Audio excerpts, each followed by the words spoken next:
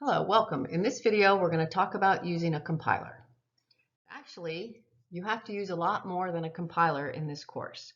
The term compiler is used, but it's actually part of an integrated development environment, which includes a word processor that has your source file, and then that compiler goes through your source file and makes sure that your code is accurate and there are no errors, and then the linker and the loader then turn it into a running executable file. So let's talk a little bit about your source file. It's important to remember that source code written in the language C is just a plain text file. Right here, this is a plain text file. If you take a look at it, this is a screenshot of Notepad. I like to use Notepad because Notepad doesn't do any kind of weird markers in the text. It's plain text. If you are using a Mac or an Apple computer, you want to make sure that your text edit, there's a setting to turn it into plain text. Now, you're not going to really want to work in your Notepad, but if you want to send me your code or you want to just open it to look at it, then you would want to use Notepad or TextEdit or something that's totally plain text. But then, because we're using an integrated development environment or an IDE, you want to put that text, that plain text, into your environment. And this is an example of C source code in Visual Studio 2019. Now, the nice thing about Visual Studio 2019 is that it's got a lot of color-coded things to help you.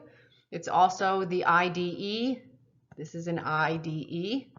The IDE includes the word processor. So you can see here, here's my word processor right here where the text is.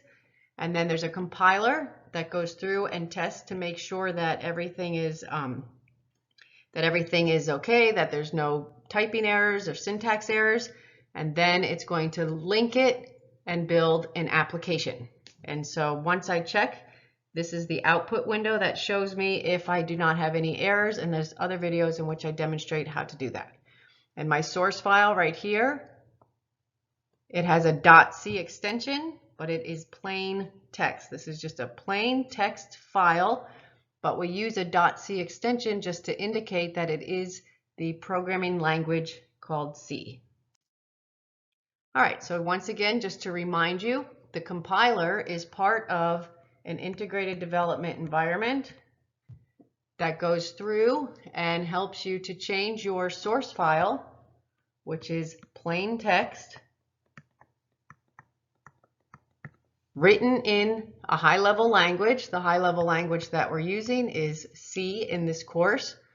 So your source file is plain text. Then the compiler will go through and check for any syntax errors.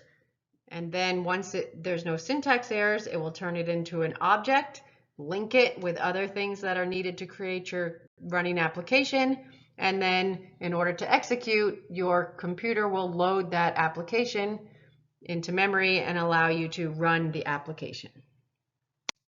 All right, so some suggestions for compilers in this course. Again, I just keep reminding you, you don't just use a compiler, you use a complete IDE that includes a compiler and a linker and a loader and a word processor and everything all in one software package. My suggestion to you is to use Visual Studio Community. The only thing about it is that you need to have Windows in order to use Visual Studio Community.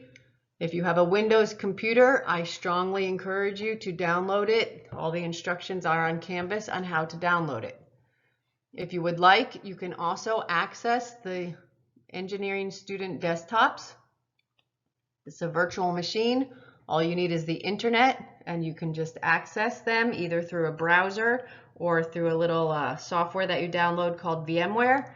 And you can access all of the software available on the engineering student desktop, and you will be able to use the Visual Studio compiler there.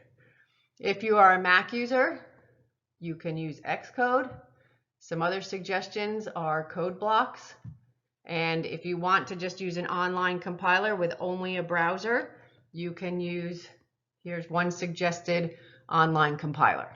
I don't suggest using an online compiler just because it's much easier to work on your own software that you've downloaded. So all of my demonstrations, I will be using Visual Studio Community 2019, and that's what I recommend that you use.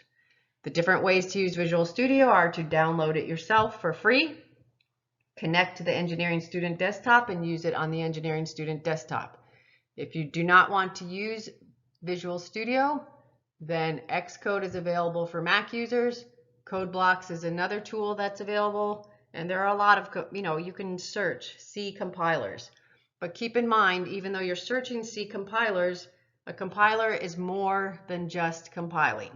A compiler includes the word processor, the compiler, the linker, and everything that is needed to take plain text C code and turn it into a working application. All right, so you only need to use one, and this just the rest of these slides just go over how to connect to the Engineering Student desktop. You connect through portal.eng.fau.edu.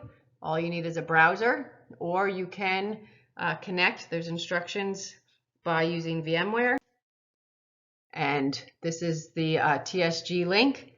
If you need help, you contact help@eng.fau.edu. So if you're having trouble connecting to the Engineering Student desktop, not trouble with your code, but trouble connecting, then you need to contact the